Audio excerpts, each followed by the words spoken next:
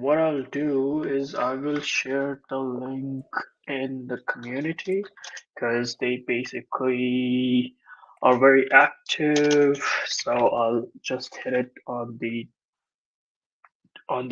Telegram and then Discord, and we'll just wait for probably 500 people to start, and then we can just talk about Arbitrum and then Avail.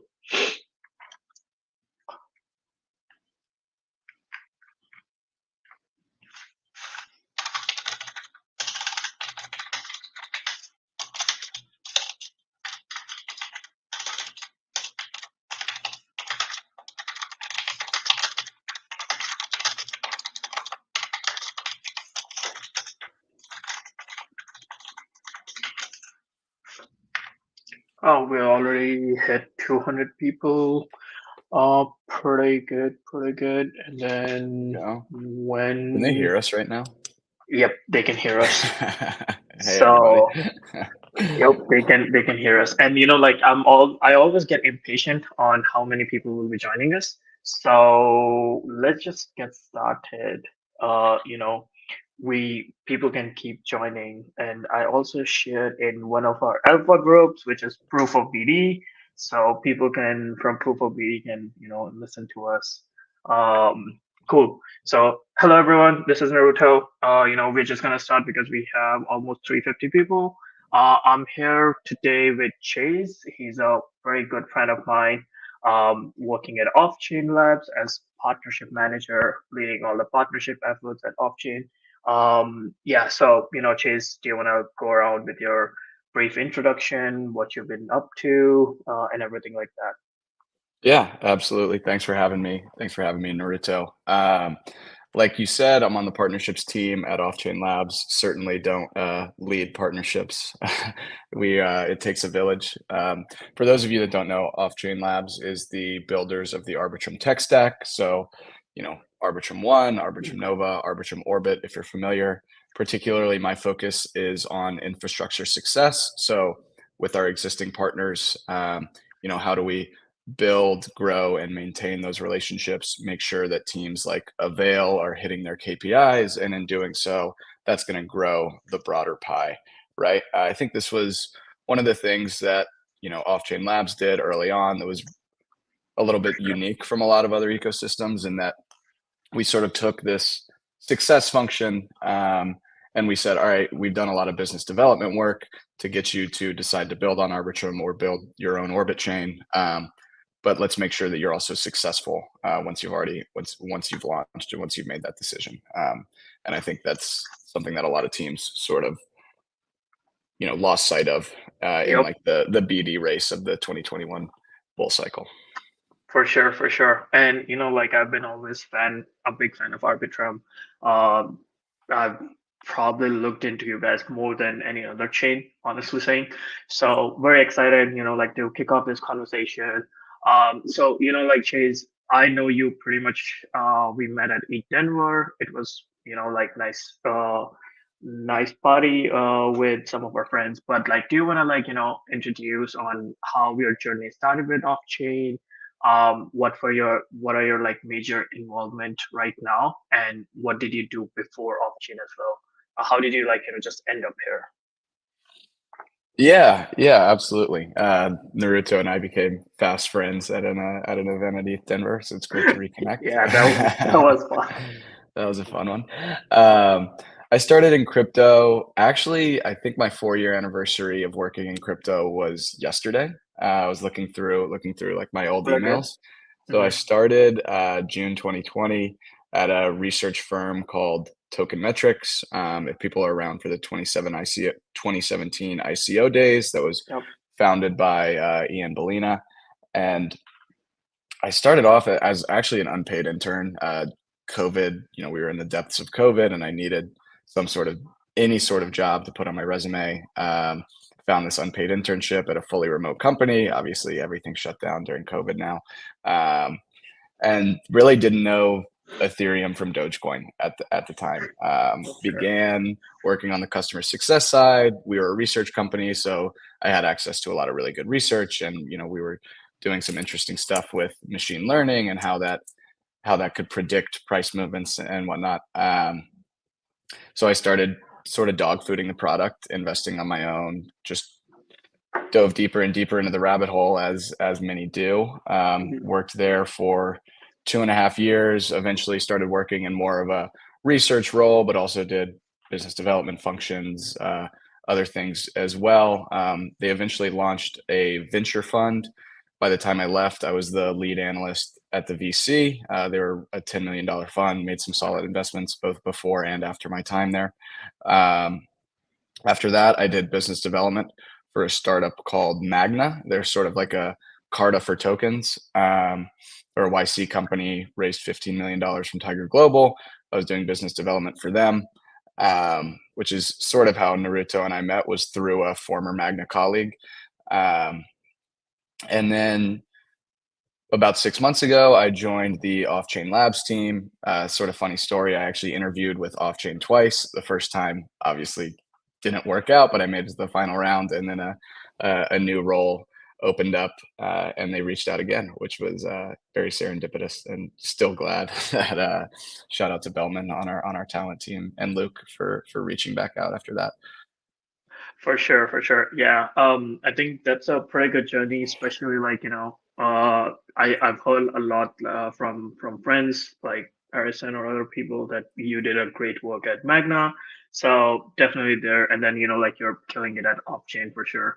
So, like let's jump into more about what you're building in like the Arbitrum ecosystem, what you guys are trying to solve right now. And the major question is like, it's a big L2.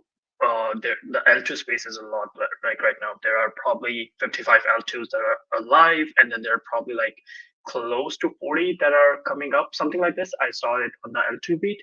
So how do you think like Arbitrum set itself apart with the features, and like how you guys attract the devs and the users?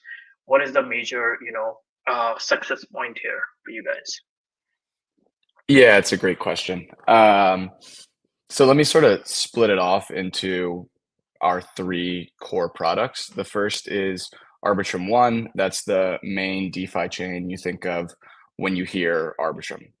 DeFi heavy, obviously, there's other use cases as well. So this was the first Arbitrum to launch. It's still to this day the only optimistic rollup with working fraud proofs.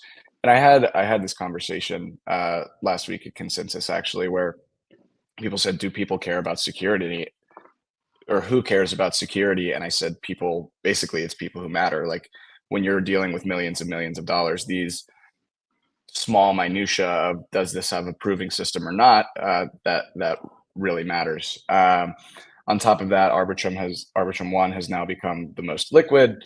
It now has more monthly active addresses than Ethereum, which was a very recent development as of last week.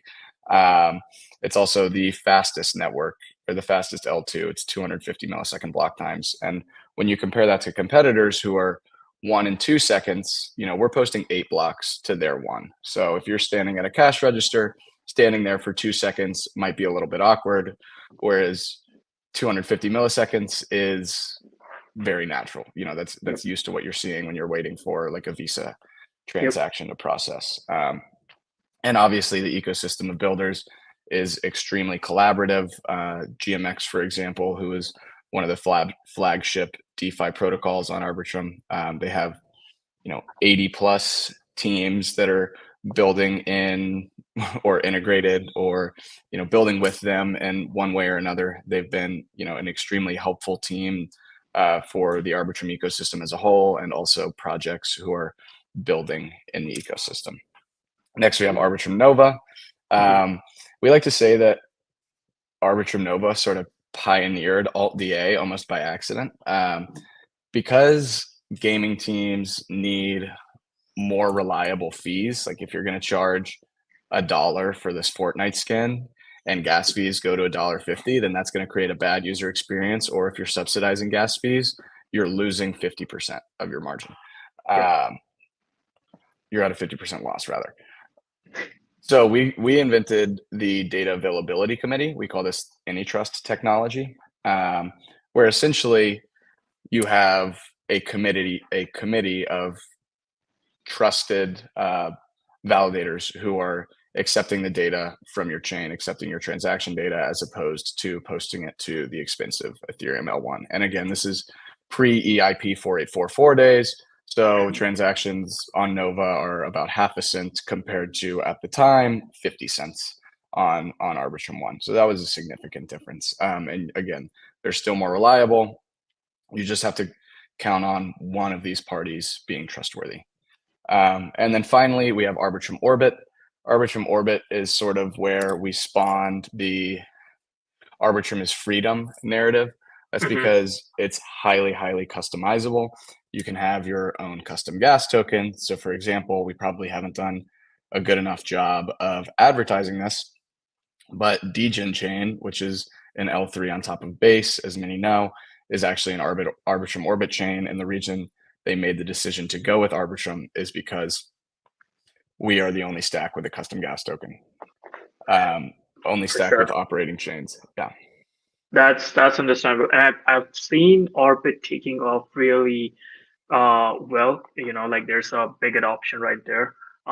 So that's the next question for you. Like, what are like the projects in vertical across the whole Web3 that are building on top of Orbit? What are you more excited about? What do you think? Because I've been seeing that you guys are too much going into gaming side as well, or some kind of like anime chain. I think you guys have an anime chain right now, right? So what are you most excited about? Yeah, we went back and forth on Anime Chain in the Twitter comments yesterday, didn't we?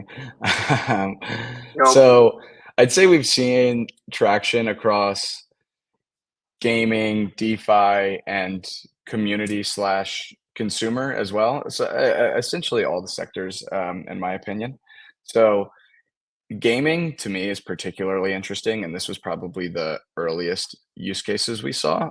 And again, it's partially for that fee stabilization where you don't have to worry about what's going on elsewhere on the chain. There's a huge NFT mint going on that's creating a bad experience for your players. Everything is sorry, everything is isolated to your block space. With the custom gas token, it's particularly interesting as well because it's sort of like you go to Chuck E. Cheese and you play the games with your Chuck E. Cheese tokens, and it's all exists within this one ecosystem, even if it's a you know 50 or 500 different games that you can play. Zai is probably the first example that comes to mind of an L3 orbit chain. They've done extremely well, and Sobi is crushing it on there. Sobe is crushing it. I was Yeah. gonna say that. Yeah, and then DeFi use cases, Arbitrum has proven itself as the DeFi hub outside Hmm. of Ethereum L1, and even like the home of different types of exchanges like perps dexes. So we've seen some really interesting use cases with DeFi, and there's a few that haven't been announced yet that I'm really, really excited about as well. One team that I will mention is a DeFi perps dex called Rhea, which is an Orbit Hmm. chain, sort of like an Avo competitor, if you will. But they attracted $200 million in their LGE, which is a liquidity generation event, which was essentially sending USDC to a contract. But $200 million is nothing to cough at. But what they're doing in their chain, which is quite interesting, is they have a unified liquidity mechanism where all the $200 million can be used across spot dexes, perps dexes, different.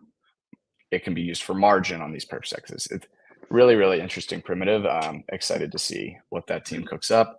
And getting into the community side of things, obviously, Degen chain, lots of culture, tons and tons of activity. If you look at L2 Beat, it's usually Degen chain, Arbitrum One, Base, and Ethereum as the top four chains by TPS or overall activity.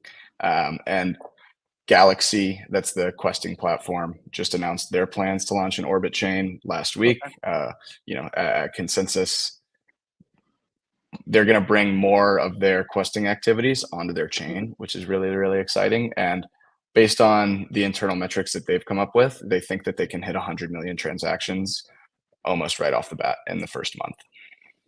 The 100 million is actually a lot, so definitely interested. I have not looked into Galaxy so far, so probably this is going to be my weekend homework. Um, so I got a follow-up question on community side. What do you when people reach out to you, which is I'm pretty sure you get like hundreds of DMs every day on Telegram. Um, when people from your community, Arbitrum, reach out to you, what are your thoughts if they want to build on top of Arbitrum? What kind of support do they get from you or from Arbitrum? Like, if some of our listeners want to start something of their own, any kind of, DeFi project, some gaming thing, uh, some different kind of anime thing. What are your like, number one, how would you choose them? What do you look into them while you're choosing? Number two, what you can support with them, support to them. What kind of support you can give to them. Yeah, yeah, that's a really important question, and I'm glad you touched on this. So like I said, it's basically my role is almost entirely ecosystem facing. Again, how do we help you grow your metrics, whether that's through, hey, I see you're building in parallel with this protocol or this app, or you in this game are doing very similar things, or hey, you're an embedded wallet. This game has a somewhat clunky user experience because someone has to download a MetaMask first. Like, let's do some matchmaking. So, big part of my job is trying to understand like a high level roadmap of everybody, particularly on the infrastructure side of things. But I do what I can to cover the whole ecosystem as well. And then not to mention there's a whole there's basically two of me because we have my coworker, 0x Win Moon, who does the DeFi success side of things. I would say there's two of me. There's probably two and a half of me because that guy is a killer. Really, really impressive. Great. He's been working in Arbitrum DeFi for basically as long as Arbitrum DeFi has existed, and he's a trader and a degen, and has some really, really creative ideas for how to help teams grow their ecosystem. So, intros is one way. Co-marketing support is one way. Maybe we can get some Arbitrum builders on the hot take series. That would be pretty awesome. For sure. And then, of course, we have an amazing integration engineering team who can offer technical support as well. Yeah, I think those are like the most important things needed when you're building on top of any kind of project. I think a lot of like companies struggle with that, but I think Arbitrum has a good approach there. Okay, so let's move a little bit forward to why Avail and Arbitrum. What is the inspiration for our partnership? What are the key goals that you want to achieve? What do you expect from Avail? That kind of sort of stuff. Yeah, it's been great to work with you guys. Kyle Rojas, he and I have known each other for a couple years now, going back to each of our previous roles, actually. And then you and I met very serendipitously, like not really through work at all. So you guys have been a total pleasure to work with. I know that our engineering teams are getting along great. What I want to see through this partnership is, we continue to believe that the Arbitrum stack is freedom. So for example, other chains will make you, if you want to participate in different ecosystem incentives, like the super chain, for example, you have to be governed by the OP token. We Yep, have very, very little interest in enforcing that on you. We want you to build your own block state space. Frankly, we want you to push the limit of what's possible with the Arbitrum Nitro stack or the Arbitrum stack, and adding different DA layers, different consensus mechanisms. for sure. Maybe even bringing in new execution environments, which I haven't even gotten the chance to talk about stylus yet.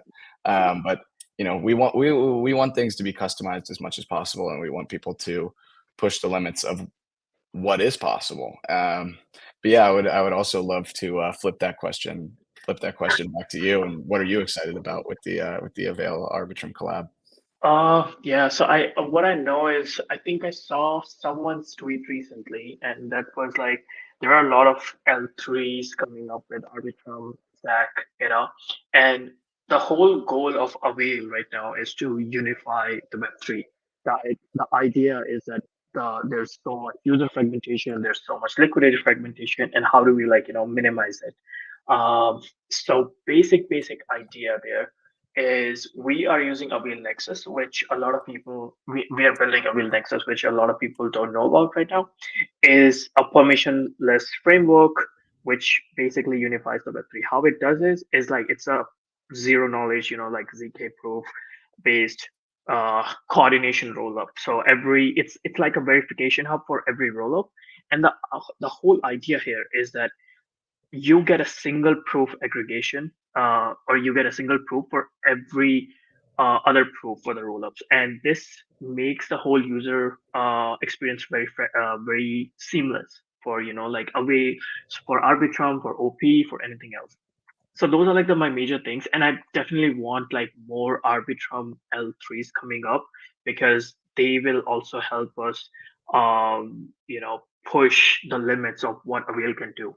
So definitely interested in all different kind of things, honestly, and that's why I like Arbitrum because there's so many people building on it right now. Especially like for example, Zai is building the whole gaming paradigm, so I think they have like potential to shift that narrative for Arbitrum, and I think you guys are working with Treasure DAO right now. I'm not exactly sure, but Treasure DAO is one of uh, early projects that I looked into. So definitely excited there. Uh, but yeah, those are like the major things. Feel free to add something. We can move to like next things. Yeah, yeah, no, it's cool to be able to talk about this. I don't know if we've been able to actually have like a chat about more broadly, what is the overall vision for this. So it was cool to hear you talk about that. And yeah, Yep. definitely big shout out to Treasure. They were one of the original Arbitrum gaming teams, and they were one of the first people to take the primitive of Magic Treasure games are going to Yep. be paid out in the magic token. So it's sort of that Chuck E. Cheese analogy that I gave earlier. So it's a natural next step for them to, own their own block space and build an L2. For And sure. also shout out to Smoothie Williams and the Senko team because those guys are cooking. Oh yeah, yeah, definitely. Okay, so like let's move a little bit to like modularism. Like we all are moving to a modular Web3 future. But so many chains like this multi-chain future, it leads to fragmentation. So what are your like thoughts about how Arbitrum is approaching to make these things easier for builders and especially like end users? Like, do you think there's something you guys are doing on it? Making it a little bit easier for end user to like not click too many steps to do a simple transaction, things like that. Yeah. So I'd say there's largely two main things. The first is chain clusters. And this is in a very, very early stages of research. Maybe if there's like a description, we can link our chief scientist, Ed Felton's basically research paper considerations for chain clusters. This is essentially um, opportunities for chains to opt in to a cluster where you're sharing security, you're sharing other resources, and there's simplified message passing, and asset transfers between these chains. There are different considerations for this, but I think the best example is actually Treasure again, who they want to have their main treasure chain, and maybe there will be games that exist directly on that L2. But on top of that, they want to have each individual game be its own L3. So they obviously have very, very big grand visions, and they're going to, get some of the best Web3 games in the space. In my opinion, they're doing a great job with that as of now on the BD side.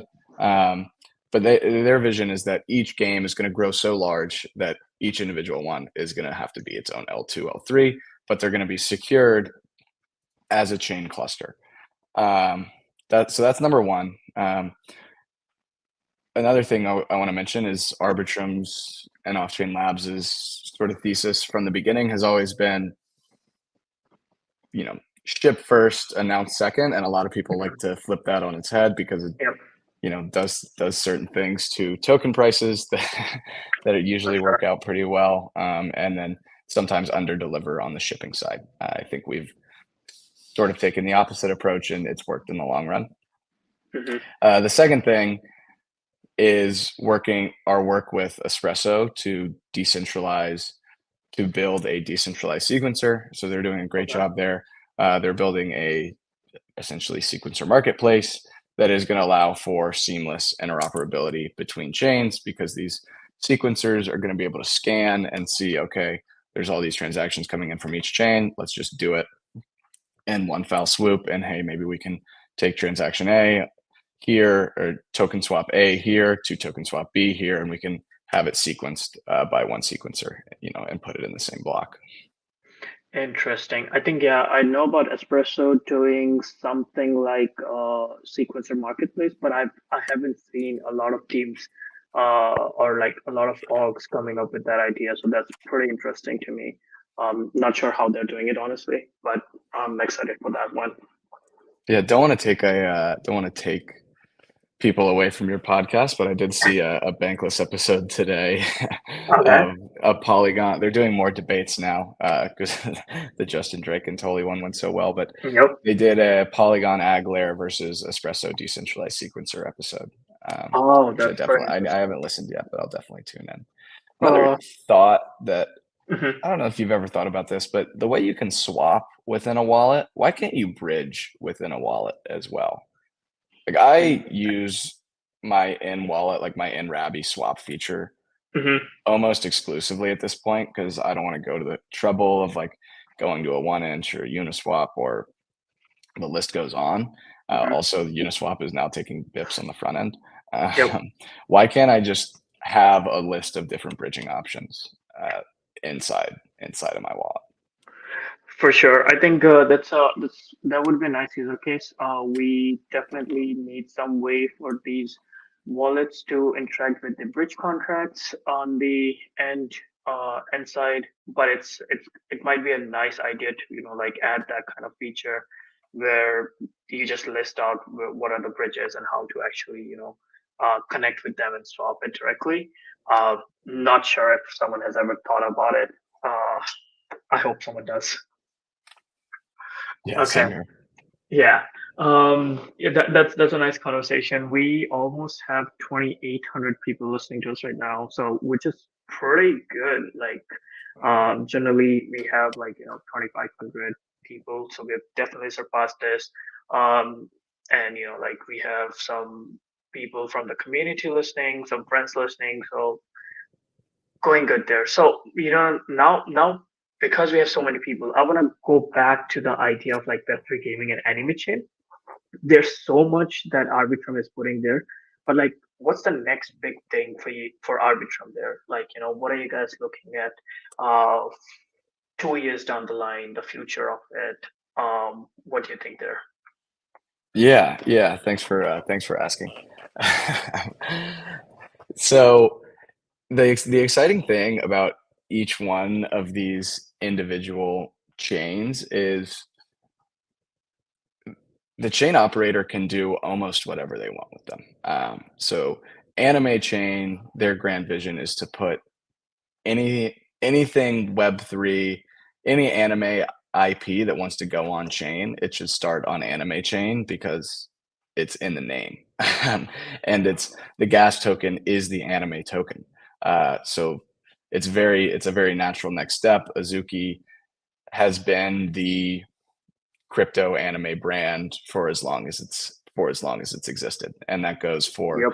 Senko, that goes for Treasure, Zai, Rhea, uh, you know, Galaxy. The list goes on. The chain operators have all the freedom in the world to do what they want with it, which gives the off-chain labs team a ton of breathing room to say, hey, how do we make this stack better, and how do we improve it for all these other people? We now have almost 50 chains that have publicly announced how many people have publicly announced building with the Orbit stack, and I expect that to double by the end of the year at least. Um, so The most pressing things that we have updates for, and these are proposals in the DAO forums now. The first is stylus. So the 3-word pitch is we're bringing Rust to Arbitrum. This is an extremely huge unlock. It lowers computation and memory fees by 50 and 100x. It's going to make it way cheaper to build. It's going to unlock new use cases that aren't possible in other Rust environments like Near or Solana, because we're actually adding a whole nother virtual machine, a WASM virtual machine. So you'll be able to use Solidity and Rust. Imagine V1 of your app is written in Solidity and V2 is written in Rust, and they can communicate totally seamlessly. So some of the DeFi teams that have started building on Stylus are seeing some of the best like price execution and cheapest fees compared to the existing chains that we've ever seen, or excuse me, the existing apps that we've ever seen. So that's really exciting. If you think about people on our BD team who are like convincing devs, hey, this is why you should build on Arbitrum. I've seen estimates of like 20 to 50,000 Solidity developers in the world, and I've seen estimates of 2 million Rust developers in the world. So Yep. you're talking about 100xing the total addressable market of developers who can now build on Arbitrum. And I don't even know what multiple to apply to it, but the number of use cases and the number of possibilities, possible things that can be built are, some multiple higher than what they are today. The next thing is Bold, which is furthering Arbitrum on its path to becoming a stage 2 rollup as laid out by Vitalik's, rollup stages roadmap. Bold is going to essentially decentralize the validator set on Arbitrum chains. So anyone who is building a rollup can take on any of these upgrades, actually, including Bold. So anyone will now be able to validate an Arbitrum chain. Only one proposer is needed at a time, but anyone is able to put up an economic stake if they so like, and if this passes through the Arbitrum DAO as well. The last thing, which I think is really exciting, is time boost. And this is something that we haven't talked about a ton because, again, it's still in fairly early research stages, but hopefully coming soon. Time boost is essentially a transaction ordering policy, which allows for certain spots in a block to be auctioned off. So if you want some arbitrage opportunity, some liquidation is happening, and you really want it, today the Arbitrum sequencer is first in, first out. So you have to basically get lucky, or you have to have some really expensive hardware to be the one to, earn that opportunity or win that opportunity, win that arbitrage. So basically pay more, right? Sorry. So I was just saying, like, it's time boost is something like pay more in order to get your transaction first. Exactly. It's a little bit more democratic, we believe, because there might be, just one opportunity that doesn't require you to have enterprise grade hardware that you'll be able to auction. You'll be able to participate in the auction and then, win that arbitrage, or whatever it may be that exists on chain. And this is an opportunity for both Arbitrum One and any Orbit chain that chooses to adopt time boost to increase their sequencer revenue, which is really exciting. And again, Arbitrum blocks are 250 milliseconds, so this is going to be happening repeatedly, a lot. So do you know when time boost will be live or for someone to use, or do you have any timeline for that, or you can share some alpha? Yeah, I'll take a quote from our friend Harrison and say soon TM. For sure. Yeah. We'll do that then. Okay. Yeah, and he also says we're all here for Chuck, which is funny. Okay, cool. So moving on to like the next idea is I want to know, like, while Arbitrum was building and since you joined. Um, there are always things going wrong and right, while you're building projects, while other teams are building on top of you. So, what are some like technical challenges, or what are like some ecosystem PD side of challenges that you seem to face, or like what users seem to face, and how like you guys actually solved it? Yeah, it's a good question. I can speak obviously more to, the business and partnerships side than I can to the technical side, although I know that those guys are, those teams are working extremely hard and have done an extremely, extremely good job.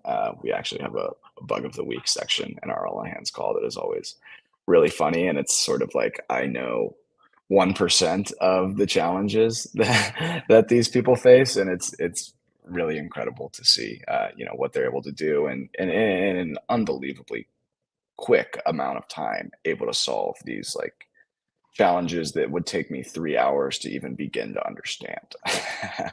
um, so on the partnership side, I guess you would say like the people often want things done tomorrow, and this isn't always possible. And like, for Yep, example, you just asked like, what is the timeline for Time Boost? It's like, well, yep, this is this is not an easy thing to have an auction taking place.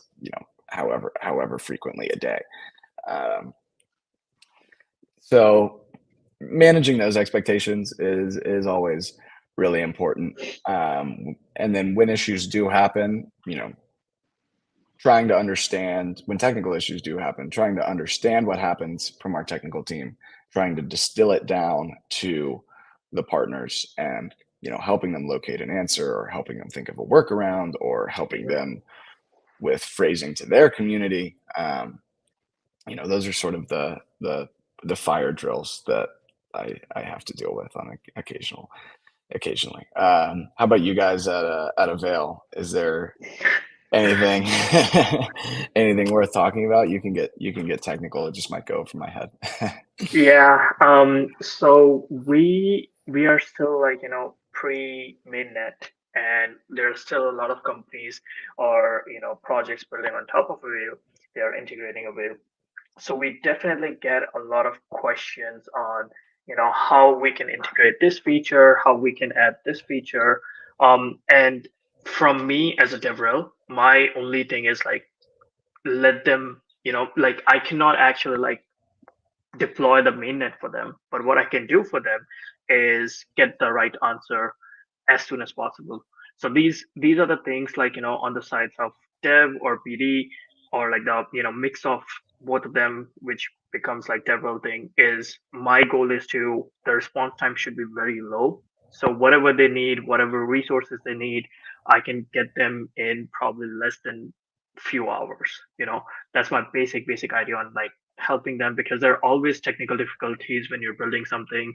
If you're integrating with some chain, or if you're integrating with some wallet, how I can reduce the time for the back and forth, how I can actually like control the whole idea there.